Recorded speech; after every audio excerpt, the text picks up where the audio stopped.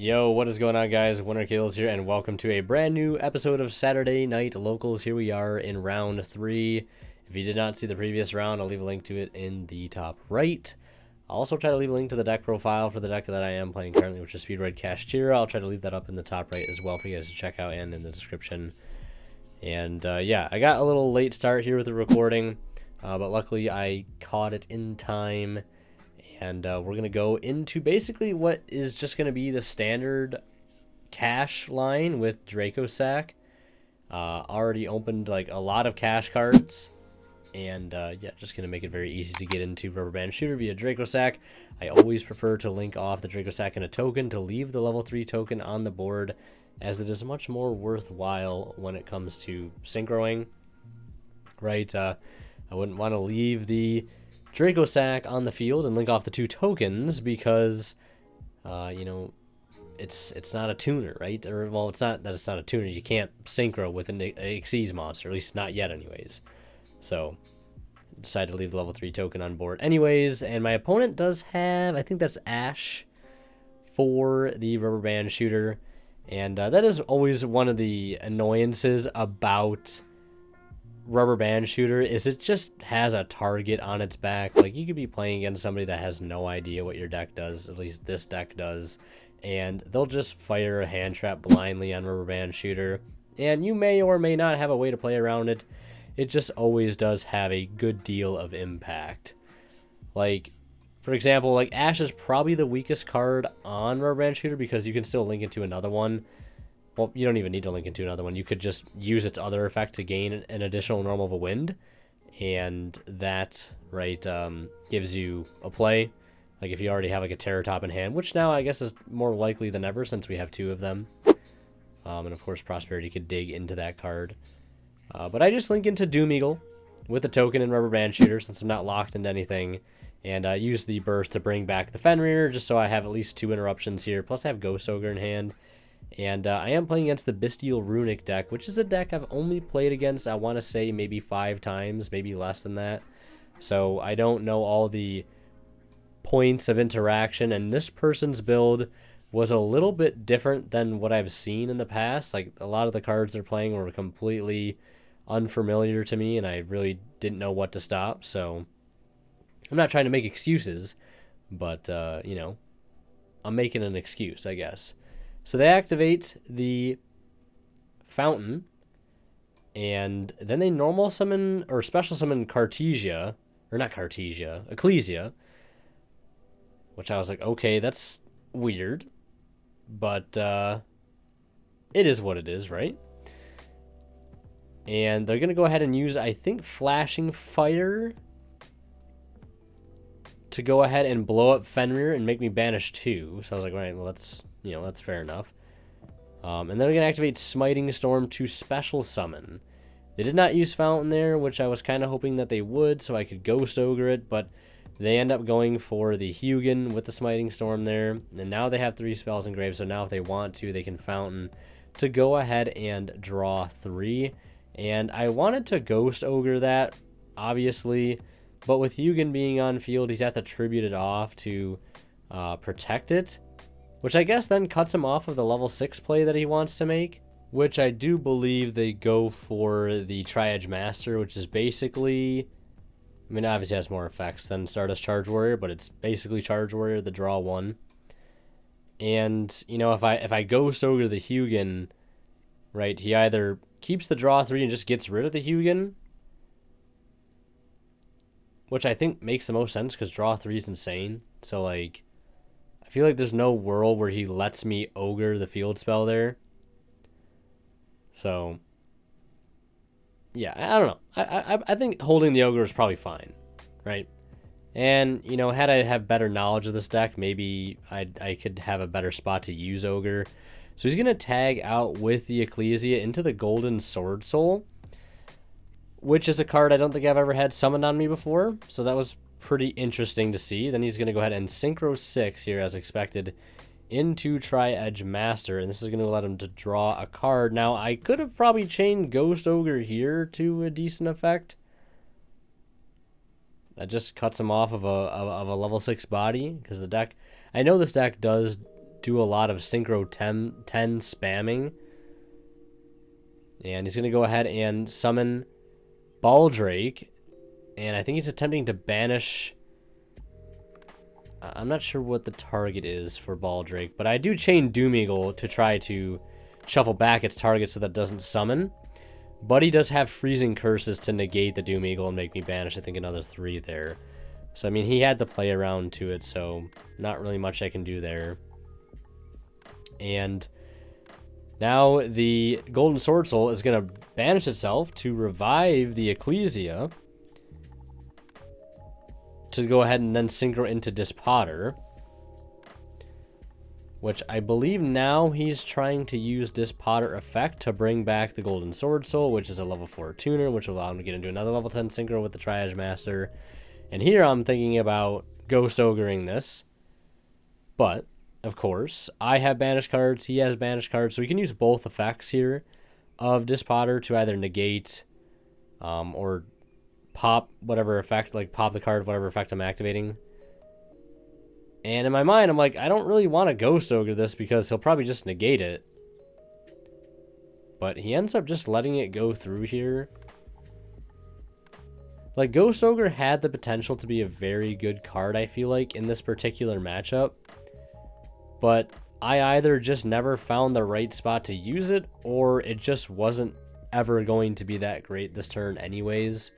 Which I think that's probably just true. Regardless, because now he still gets access to another level 10 synchro here. Which is either going to be, it's probably just going to be Baron. Which is really good for a couple reasons, obviously. Omni Negate now established with the low cards that I am on. And if Birth gets cleared here, which it does, of course, is going to be very, very strong. And still has some cards left over, of course, after drawing 3. Still plenty of plays to be able to make activating the Branded Regained. Very, very strong card. Anytime I believe I summon, they get to put back something and draw. And I draw Tetherwolf a turn, which is pretty damn good. Can help me get back into the Speedroid engine. And then you go ahead and fire off Runick Tip, banishing 1 off the top, which I think is my second Terror Top. And they're going to add another Freezing Curses here, which is a another negate. Yeah, so both Terror Tops are gone. That's weird to say. But yeah, both Terror Tops are gone. Which is, again, super unfortunate. And yeah, I think they're using the Golden Sword Soul Engrave to attempt to bring back Ecclesia. And I chain Doomeagle to go ahead and shuffle it back in to prevent that from bringing out another body. And then the Regained will go ahead and put back and draw. Crazy card that card is. But right now it's just a little weird just because like both Terror Tops are gone, so Rubber Band Shooter is obviously a little worse. It's not a completely terrible card at this point, but obviously it's not as good as it could be. You know, getting the guaranteed non-tuner searcher. But there are still plays to be had here. So I go ahead and attempt to special summon Scareclaw by banishing the Unicorn. I mean, establishing a Baron here would be nice. And on summon Regain is going to go ahead and bring back Dispotter. So now it's not just Baron that I'm dealing with. It's also Dispotter. Which, okay, I was going to say, if my opponent has no monsters engraved, you know, we technically have a 4,800 plus Doomeagle, but I know that Ash is still engraved, so that is definitely not a play. But I link into SP Little Knight here. And I think, yeah, this actually ends up working out pretty okay. Obviously, I still haven't normal summoned. And if I do have a way to get into Rubber Band Shooter, like per se I normal the Tether will bring out token, link into Rubber Band. You know, we still have double yo-yo available to us, which with a little RNG could work out. So he uses Disc Potter here, and I chain SP onto the Disc Potter. And they chain Freezing Curses to go ahead and negate. And yeah, the card he shuffled back technically shouldn't be in the deck yet. So we go ahead and just put that back out onto the into the banished, and then banish the top cards for Freezing Curses, Econ, Imperm, and Droll. So nothing too crazy there, at least part for the Speedroid engine. And then the Prosperity gets shuffled back in. And the only tough thing now is, well, I guess it's not even that bad. Well, I guess it's still having to deal with the Baron is also making things tough. And the fact that Fountain just drew more cards. But yeah, I think I just decided to scoop there. I mean, I could have kept playing, right? I could have normal Tetherwolf, brought out token, and then linked off the token and the, like, SP into win. And then, like, win could maybe Battle Phase Crash, but Terror Top's already gone. But then I'd have to link to Rubber Band Shooter effect, Baron negates. Like, I don't think there's a world where I do anything there. Now, game 2, as you can see, I start off very, very well. Double Droll, Ghost Ogre, Scareclaw Kashtira, and Judgment. My opponent starts with the Bystial Rebellion, adding Magnamut. I Droll on Resolution, because why the hell not? This is just one of those unfortunate hands. I think what I said in round 1, like when I drew that hand of Fenrir plus 4 non-engine, which I would really prefer to have that over Scareclaw plus 4 non-engine. And I think I said that only happened twice, and I think this is the last time it happened. But, you know, we were only 1 card away from a Prosperity, which is obviously going to be a great help here, trying to get into some playable hand. And, of course, I do obviously go for 6. But I believe my opponent has Ash Blossom. And if I'm being totally honest, they were probably ashing whether or not I banished 3 or 6 there regardless. So I just had to pass on set Ogre and Judgment. Well, Ogre, Droll plus set Judgment, which I'm hoping is enough. He activates, I think, what is that, Golden Droplet to go ahead and special summon here. And that is going to go into Hugin.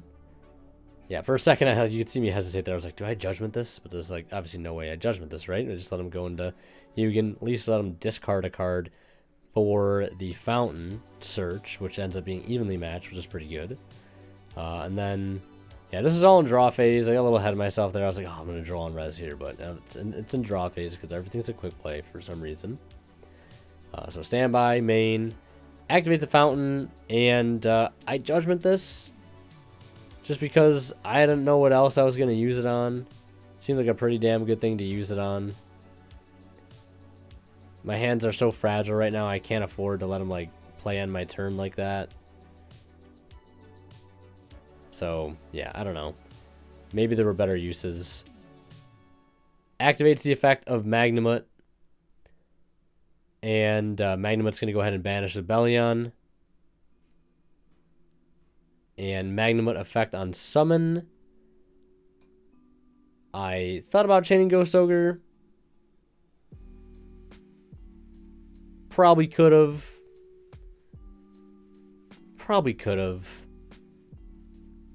Yeah. Because again, like, I feel like this Bystial Runick deck really values the bodies that it has to, like, link climb and synchro climb into these, you know, level 10s and things like SP. So maybe there was value in doing that, but I guess holding it for the SP wasn't bad either, because that gets out of rotation, because he decided to use the effect on summon for some reason. So I was like, I might as well just go ahead and ogre this, and that just completely deals with the little knight, which is really, really good for me. End phase, they're going to go ahead and grab Druid Worm, and I draw a Judgment for turn. But at this point, I was like, you know what? I had my chance to get back in this game with that Prosperity that got ashed, and yeah, I'm probably just losing here. Regardless, they go Smiting Storm, and I'm like, do I Judgment this? But if I Judgment this, I might just outright die to the Druid Worm, because he will not have activated a Runick spell this turn. And then he can just, like, yeah, summon Druid Worm by banishing my Ghost Ogre and just attack for game, because I'd be at 2,000. So he goes for the Fangs to add back the field spell.